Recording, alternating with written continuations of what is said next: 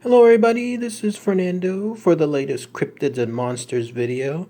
Alright, let's go ahead and let's do video number 3 when it comes to my promised 5 cryptid videos from the bet that I won there in Las Vegas. A quick recap, I won a little game there where I made a hole-in-one. I promised if I did it right then and there within that game, then I would do 5 straight videos here in my Cryptids and Monsters series. So this particular entry has to do with a pretty rare cryptid, one that not too many people have seen, let alone reported on. There's hardly any images associated with it too. The only thing that it has going forward is a location, a very particular location that you can apparently find the habitat for this cryptid. You know how much I love that stuff.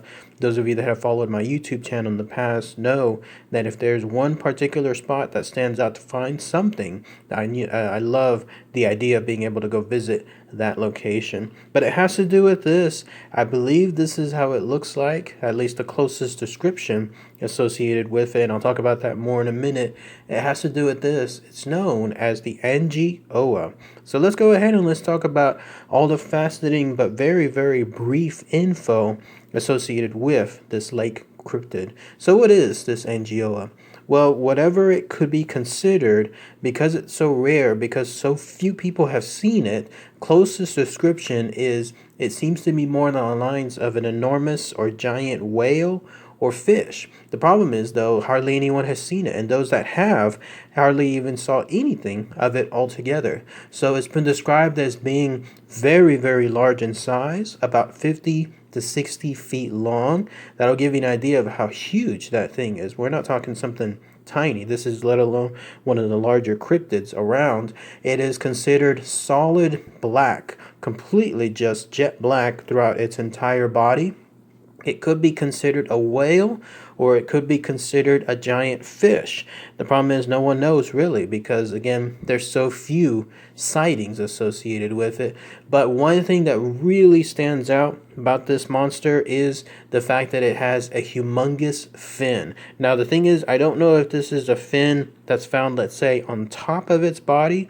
You know how some creatures in the sea happen to have those fins right on top of their bodies, right on the very, very top, so that if you see it, let's say, break the crest of the sea level, then you'll see that fin first. Or if it means a gigantic fin on the backside, something that it uses to swim about and propel itself forward. So either way could happen, but at least that's how it's described, as having a huge, gigantic fin. Now, as far as where it's located, it's this place. You have to go to Canada in order to do the spot. It's known as the Dubont, I'm saying it correctly, Dubont Lake. And this is a giant lake, in fact. It's over 1,000 kilometers long, and it has a bunch of spotty areas involving islands there too. A lot of it can be covered, in fact, with something involving ice too. So if you go up to that location, it's near the Arctic Circle, and that's where this cryptid is supposedly at. How it got there, who knows? Because the fact that it's a lake kind of makes it seem like it's just purely isolated. It's just a giant body of water that may not have other areas connecting to it, other rivers or whatever you may call it connecting to it. So maybe it stayed there for the longest time. Maybe it's still there to this day. Who knows? But at least that's its specific location. But as far as meeting this creature and then coming across it, it's considered a no-no because of its temperament. It seems to have a pretty bad idea when it comes to dealing with humans. So here's how it goes. Apparently there's only the one noted description, and it comes from this gentleman, a guy by the name of Farley Mowat, who back then he wrote a book that was talking about that experience. In fact, you're looking at the book here now, and the way it was described to this man, Marley Ford, in the 1940s was that an Inuit man, which by the way is another interesting thing about this creature, it's part of their mythology. So either the Inuit mythology or the Inuktitut mythology, it's a creature that seems to be within that time period within that civilization there, and it's been around for a long, long time there, so much so that it seems like it's passed down from one generation to another. Well, one person from that civilization was telling this guy, Farley Mowat, about the encounter, and they say it happened in the 1940s.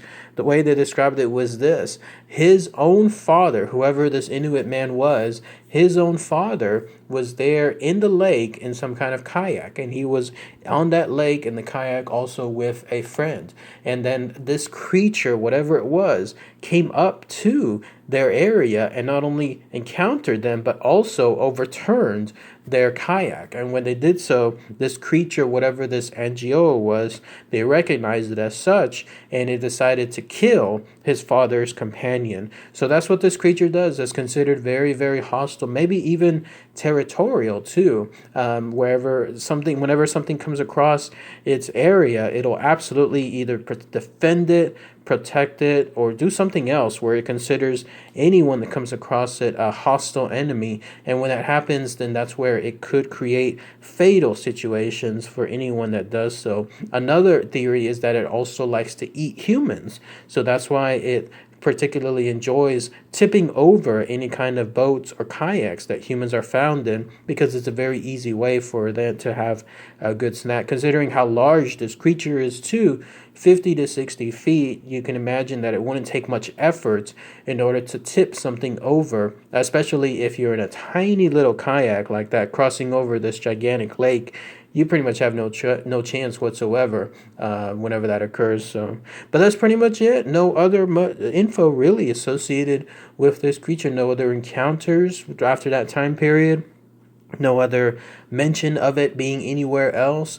It just seems to roam within that lake on a very isolated stance, very rare stance. Either it just comes out maybe out of hibernation every now and then, who knows. As far as what it could be in actuality, I found this. Check out this creature.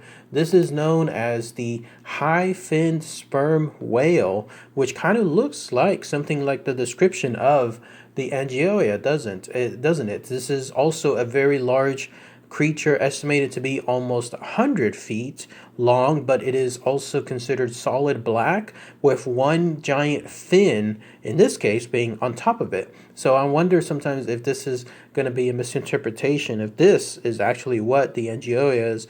But if that's the case, how on earth did it get there to that location with that lake? Because again, the lake could be considered isolated, and this one is found more on the lines, at least in the Antarctic Ocean or somewhere up there in the Europe area. So how it encountered there, who knows? But that's at least one theory that I'm bringing up here, considering the very similar physical descriptions. But if anyone has anything else might have missed, please post those comments below. Anybody from that area there near the lake, if anyone has anything else on a local level, considering how rare this creature is and the info associated with it, I would love for you to be able to post those comments on there too, for everyone to share and see it as well.